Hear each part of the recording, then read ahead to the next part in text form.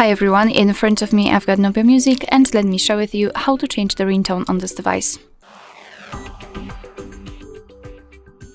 So let's start with opening the settings, and here we have to scroll and find the sound and vibration. Now let's scroll and find the ringtones. And here tap either on Sim 1 or Sim 2.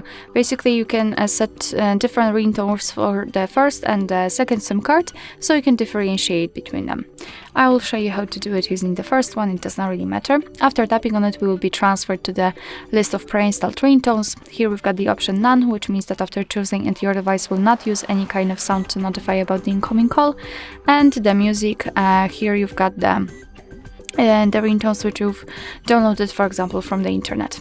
Alright, so to listen how the particular ringtone sounds, we have to tap on it and decide whether we will like it or not. And let's pretend I want this Fresh Morning or Cowboy's Love to be set as my ringtone. So just make sure that the option is marked and confirm it with OK. And as you can see, it is immediately notified right here, which means that from now on your device will use the chosen ringtone to notify you about the incoming call. Alright, so that will be all. Thank you so much for watching. Please hit the subscribe button and leave the thumbs up.